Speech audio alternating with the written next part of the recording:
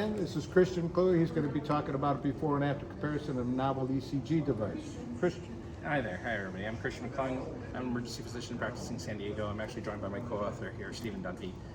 This is a human factor study looking at a novel 12-lead ECG device that we developed. And this was using licensed medics and nurses that practice in emergency settings. And what we asked them to do is the before is to perform a normal 12-lead ECG. And then after, we asked them to use our device only using the instructions for use sheet. So there were no instructions provided to them directly. They just had an illustration sheet to use. And that was to validate that the instructions for use was adequate to actually allow somebody to perform this correctly. And then we went through surveys and we asked them questions about their ease of use, and also a formal survey called the Systems Usability Scale, which has been published in 1,500 other articles and correlates with whether or not a system is actually capable and usable. And so, of these 22 EMTs, you can see here that we asked them to do 12 leads, and they made a number of errors with the placement of leads. Sometimes they were reversing the leads. Sometimes they put V5 up in the V1 position. They put these leads too high. And when we superpose those, you can see the great variability that occurs with ECG placement. And so you can expect that you actually have 3 different EKGs. There's 3 different medics that are performing them. With using our device, there's actually 3 devices here, and they're all stacked on top of each other because we use anatomical positioning to help get this correctly, and also remind them where to stretch the V4 and V6 leads to as well. The resultant issues are that we were able to measure that there were 60 misplaced electrodes with doing this in the traditional way, and there were only 3 misplaced electrodes with the novel device.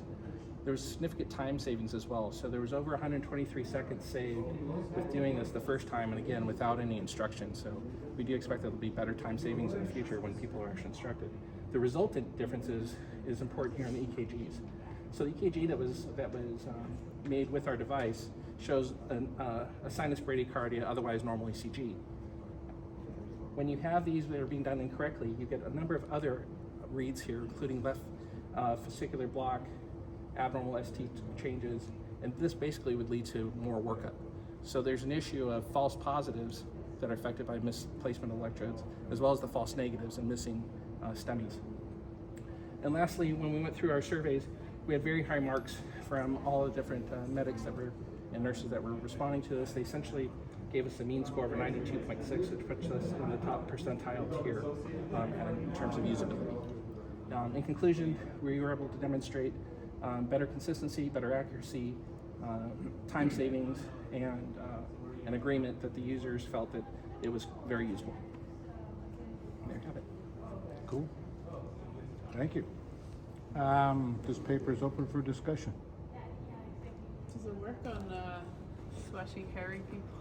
Yeah, so it actually, our testing's also been done for exercise treadmill stress testing as well, and so people get extremely sweaty when they're doing that, and gives us nice clean signals. There's less signal to noise ratio because the wires aren't causing a triboelectric effect where they would be moving and swaying and causing a bunch of artifact that occurs normally.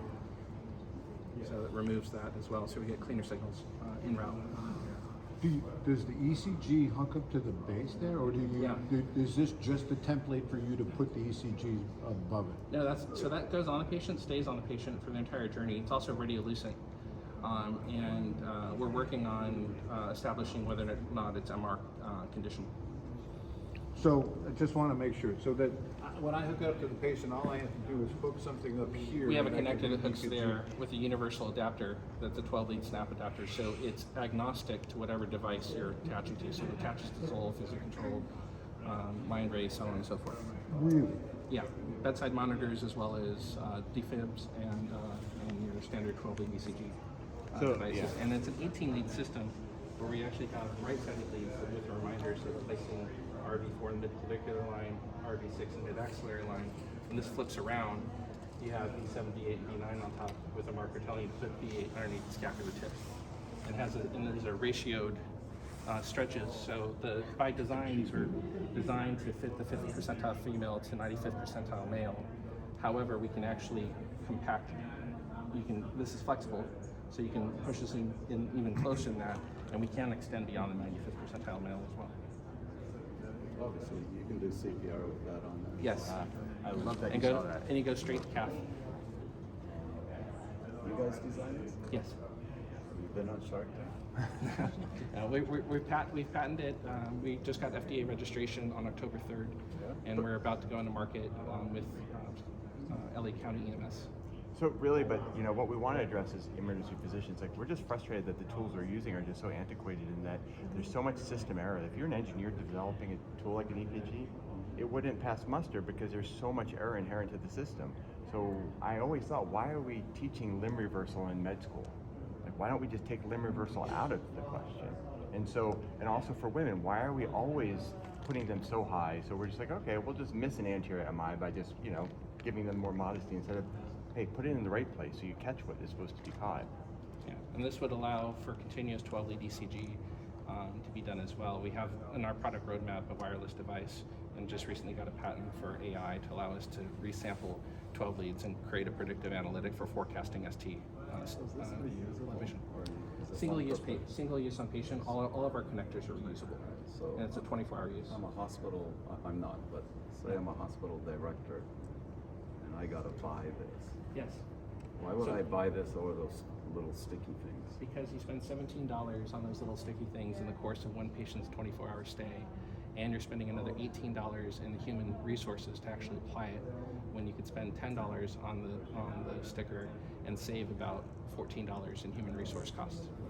So how did you, because it's 2 minutes, it saves 2 minutes. I'm On the gonna tell first you- on the first use, but it saves the serial ECG can be done in 15 seconds. Or if it's left on?